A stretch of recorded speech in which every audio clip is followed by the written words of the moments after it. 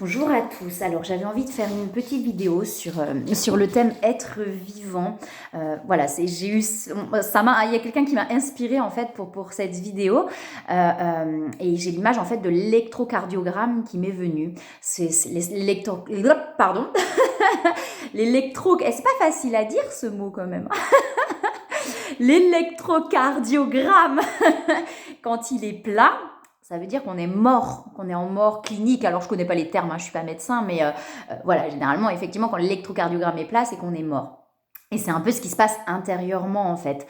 Quand on va se sentir, effectivement, dans la vie. Souvent, c'est ce qui se passe quand on n'a pas conscience. Vous savez, quand on n'a pas encore eu le déclic, quand on tourne, effectivement, dans une vie routinière, où on n'a pas la conscience des choses, etc., où on va aller dans un travail qui ne nous anime pas, juste pour vivre, entre parenthèses, alors que vivre, justement... Ah bah tiens, c'est pas pour rien que je le dis.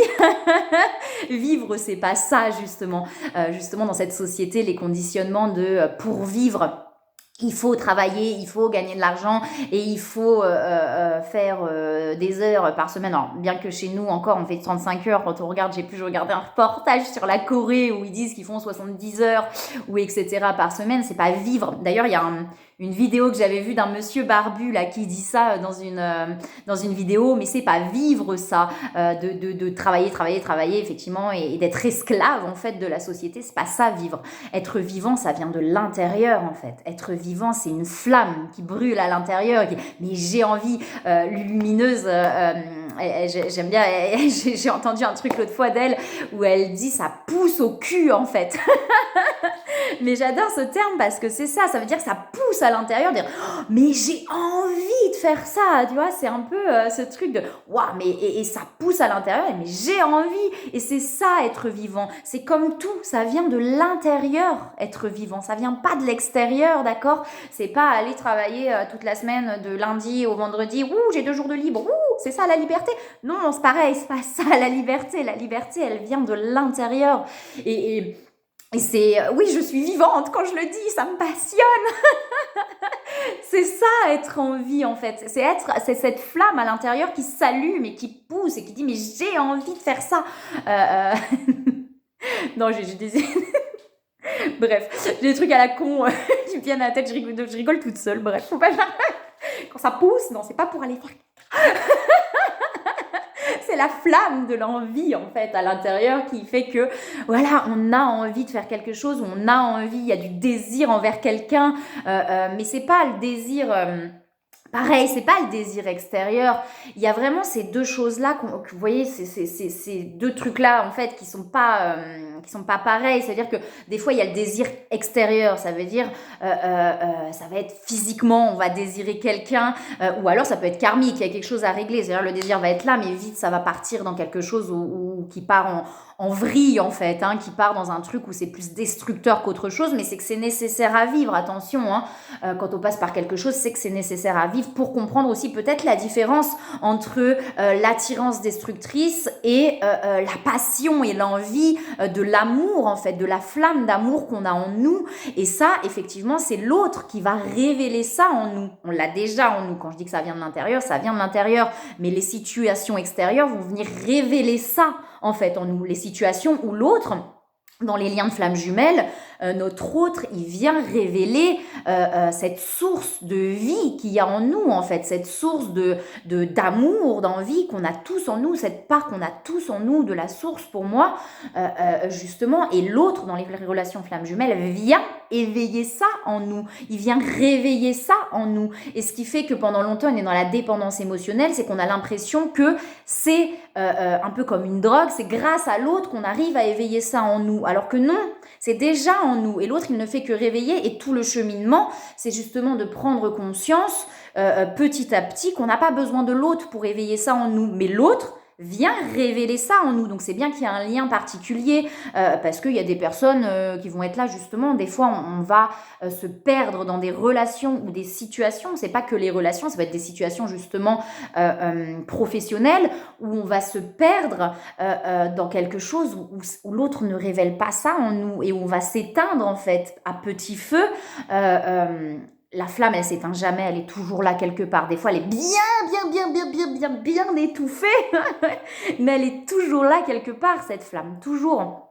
Elle existe en vous, sinon vous seriez mort physiquement. D'accord? Pour moi, c'est une évidence. L'électrocardiogramme, pour le coup, il serait vraiment plat et on serait plus là si cette flamme, elle n'était pas en nous. Et c'est ce qui fait qu'on est vivant, en fait. C'est cette flamme. Et que ce soit une fois de plus dans une relation ou dans un truc, dans une situation professionnelle ou dans une situation dans la vie, quand quelqu'un finalement ne révèle pas ça en nous, vous voyez par exemple une relation qui va être, qui peut être sympa, je veux dire, hein, pas forcément, mais vous voyez, où ça révèle pas cette flamme, quoi, où on a l'impression plutôt de s'éteindre à petit feu plutôt que de s'éveiller. Souvent, effectivement, on va se dire, mais j'ai pas de raison. Vous voyez, pour quitter l'autre. Alors, je parle d'une relation, une fois de plus, ça peut être aussi dans un travail. Ouais, mais j'ai tous les avantages dans ce travail, donc j'ai pas de raison de quitter ce travail. Ouais, mais il t'anime pas, ce travail, t'as vu, il révèle pas cette envie de vivre, cette envie d'aller au travail avec une flamme dans le ventre qui te dit, waouh, j'ai trop envie. Et c'est ça, en fait, la différence. Et ça, c'est ça, la différence entre le conditionnement, d'accord, le mental et l'âme. L'âme qui a cette flamme de vie et d'envie à l'intérieur et le conditionnement qui dit bah c'est comme ça on doit en fait. Et pareil dans une relation on va se dire mais j'ai pas de raison de quitter l'autre, il est gentil ou elle est gentille et ouais et même on va se sentir coupable parce qu'on dit bah mais j'ai pas de raison et je peux pas vous voyez quitter l'autre. Alors que bah si l'autre révèle pas cette flamme, elle est en vous la flamme. Attention, d'accord? Je dis bien que c'est pas grâce à l'autre, sinon on est dans la dépendance. Mais il se peut qu'il y ait des personnes ou des situations qui ne révèlent pas cette flamme en vous, qui vient pas la réveiller cette flamme. Et parfois c'est nous-mêmes aussi justement. Et souvent en conservant ces situations, c'est nos conditionnements et nos croyances limitantes qui nous font rester dans ces situations, mais aussi parfois par protection. Par protection, on va se dire non, moi je veux rien ressentir parce que quand je ressens, non seulement il y a la flamme qui se réveille, mais il y a aussi les souffrances et les colères et tout ce qu'on a en nous en fait, tout ce qu'il y a par-dessus cette flamme, parce que l'autre dans le lien flamme jumelle, oui, il réveille cette flamme et c'est ce qui se passe qu'on appelle la lune de miel au début, oui, l'autre réveille cette flamme en nous, mais derrière, il réveille aussi toutes les souffrances en fait. Mais l'autre, une fois de plus, n'en est pas responsable. Il ne fait que révéler ça en nous en fait. La souffrance, la colère qu'on a pu accumuler avec les années dans cette vie-là, mais aussi de par les vies antérieures. Et c'est cette souffrance qu'on a accumulée, que l'autre va venir révéler.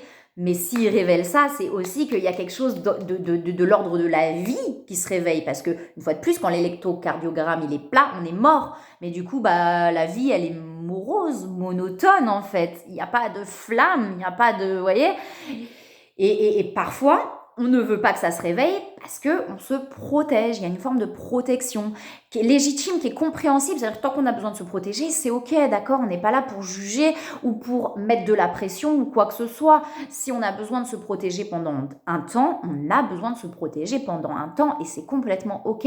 Mais effectivement, on va se protéger parce que non seulement ça va réveiller la vie, mais quand ça réveille la vie, ça réveille aussi les souffrances qu'il y a par-dessus la vie. C'est comme un tsunami, ouais, enfin, vous voyez, l'âme, elle est en dessous, les couches de souffrance.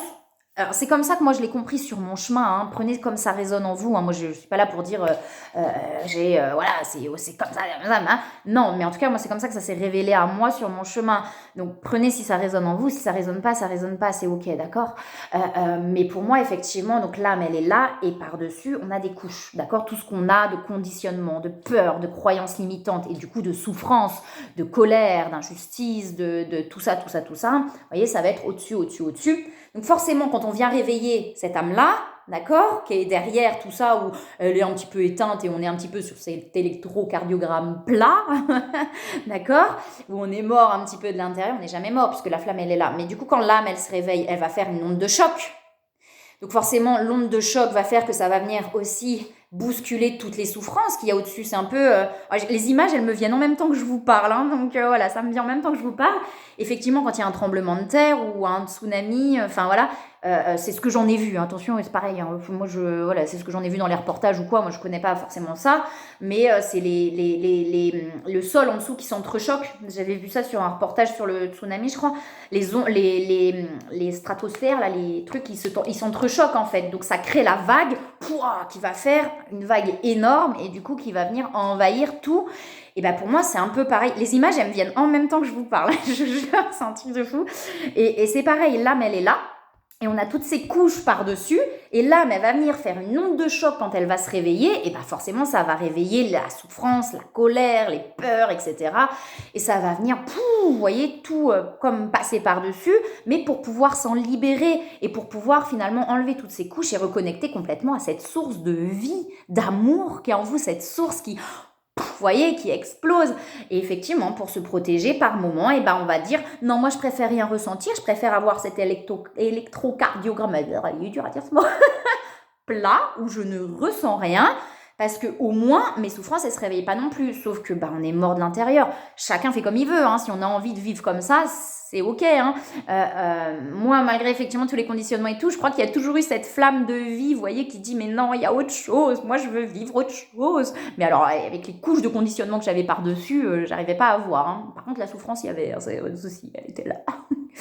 Elle était là mais sans conscience en fait, donc forcément si elle est là sans conscience, ça mène pas à grand chose, on tourne en boucle en fait quand c'est là sans conscience. Mais effectivement, quand on est en vie, l'électrocardiogramme, il fait ça. Et ben oui. Je crois, hein, on m'a jamais mis le truc. Ah, peut-être on me l'a mis. Non, est-ce que je l'ai déjà eu? Vous voyez le truc, allez, je vais quitter le ploup, ploup, ploup, ploup. L'électrocardiogramme, c'est ça, non? Et bah, il fait ça quand on est en vie.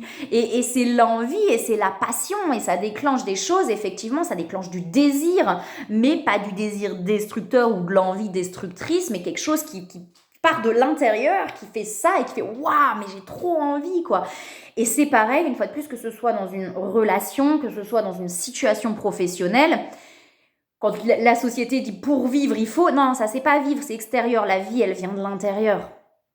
La vie, elle vient de l'intérieur, l'envie, elle vient de l'intérieur, mais c'est effectivement les situations extérieures qui vont venir révéler ça en vous. Et si c'est des situations où quelqu'un autour de vous qui ne révèle pas ça en vous, qui ne réveille pas ça en vous, et ben voilà, vous voyez, et on a le droit de quitter une situation où il y a pas, enfin, c'est une raison valable de dire oui, je te quitte ou je quitte cette situation. Parce que ça ne révèle pas l'envie en moi, ça ne réveille pas cette envie en moi, ça m'éteint plus qu'autre chose. Et c'est une raison suffisante pour dire stop à une situation, parce qu'on a envie de vivre. Une fois de plus, ça vient de l'intérieur. Mais ça peut être aussi parce que, attention, ça peut être aussi parce qu'on se protège et qu'on a mis des couches là-dessus, en se disant non, moi j'éteins tout, parce que voilà, d'accord, ça peut aussi être ça. Mais souvent, les situations extérieures, surtout sur les liens flammes jumelles, on le sait, on ne contrôle pas. Ça veut dire qu'on ne peut rien faire. Quand ça vient toucher cette vie en nous, et ben, ça vient la toucher et on ne peut rien y faire. Et souvent, c'est le cas, en fait. Dans les situations extérieures, ça veut dire que quand ça vient révéler cette vie à nous, ben, on ne peut rien y faire, en fait. C'est incontrôlable. Et c'est ça qui va faire qu'on va bouger, qu'on va évoluer, parce qu'on vient réveiller ce qu'il y a derrière. Tant qu'on ne réveille pas ce qu'il y a derrière, ça dort, et puis bah, même les souffrances et tout peut dormir toute une vie. Hein. Si c'est pas dans cette vie-là qu'on est amené à prendre conscience et à s'éveiller, à se réveiller, c'est ok en fait. Et ça va continuer à dormir, et les souffrances sont au-dessus. Et par-dessus les souffrances et la colère, on a mis un truc de « wow, bon, je vis, ça va quoi ». Mais bon, sans cette flamme, c'était souvent le cas dans les... Pardon. Dans les générations d'avant, on ne connaissait pas l'épanouissement, donc il fallait faire en fait. Mais comme il fallait faire, on éteignait tout et puis on disait rien. Ça ne veut pas dire que ça remuait pas là-dedans, mais bon, voilà, on mettait ça un petit peu en surface et c'est tout. Osho parle effectivement de... il dit que la plupart des gens dorment même éveillés en fait. Et c'est ça en fait, c'est quand il n'y a pas ce feu à l'intérieur qui dit mais... alors, effectivement, comme je dis, ça réveille toutes les souffrances, ça réveille plein de choses, puisque c'est cette onde de choc là qui vient réveiller tout ça. Mais être vivant, c'est ça. Être vivant, c'est ah mais j'ai envie, je fais, allez, j'ai envie d'aller voyager, allez, j'y vais.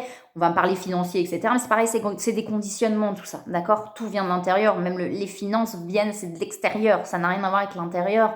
Et même dans les liens flammes jumelles, c'est voilà, cette envie et ce désir qu'on peut avoir pour l'autre. Des fois, on va l'éteindre parce qu'on se protège, parce que ça vient réveiller des souffrances.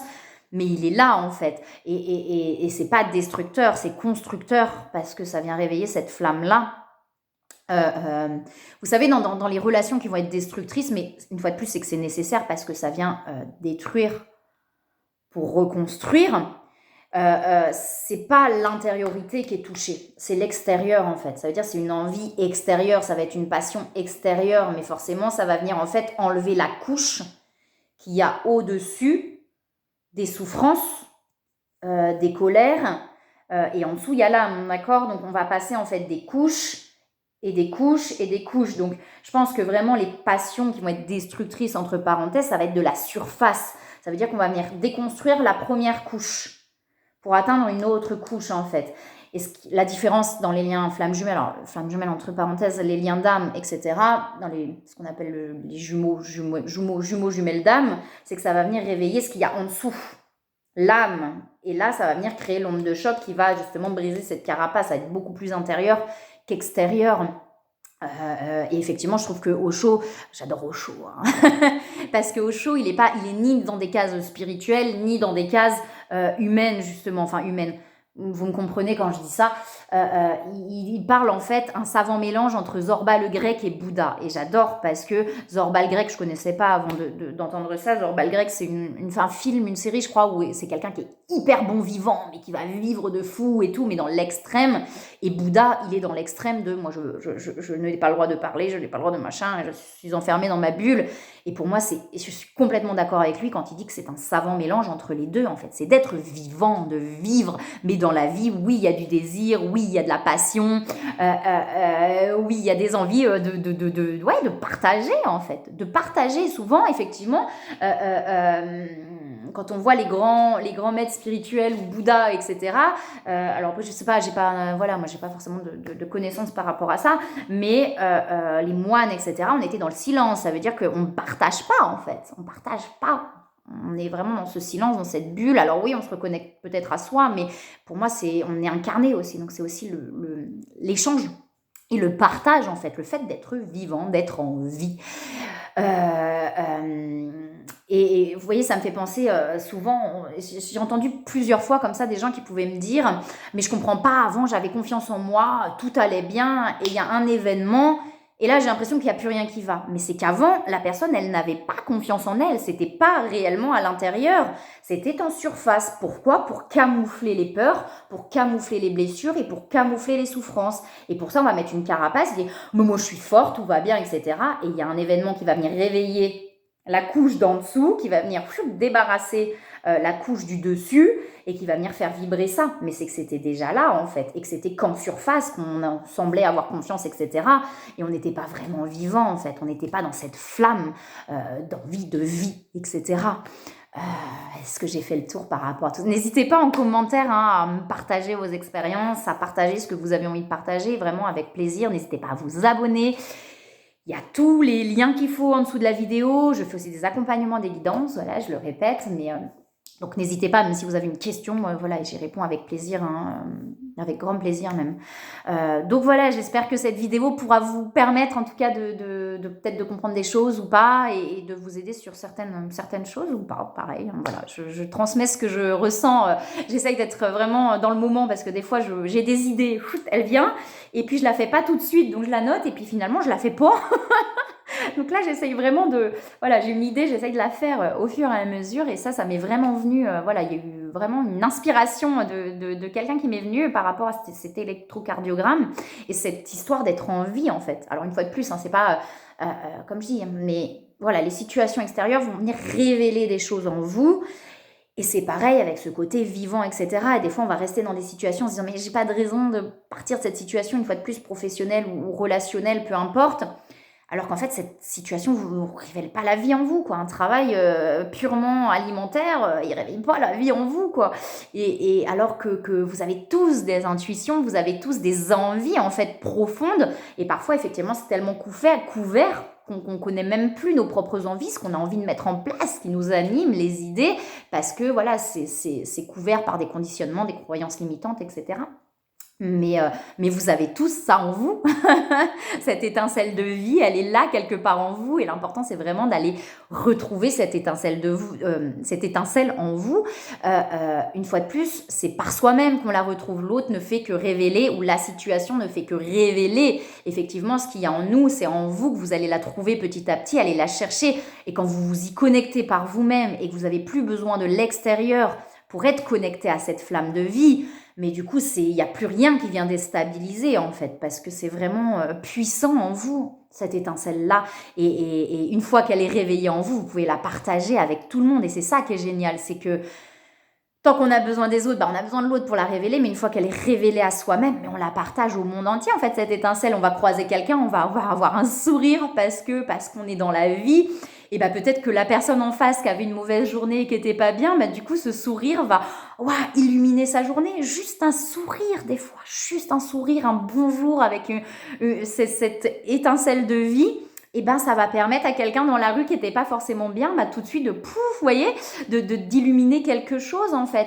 Mais on peut pas le forcer. Et je le répète, c'est pas quelque chose qu'on peut forcer. C'est pas allez, je vais sourire alors que là ça va pas. Non, c'est d'être pleinement soi-même. Et cette flamme, on la retrouve petit à petit en passant ces carapaces et ces carapaces et ces carapaces et ces carapaces.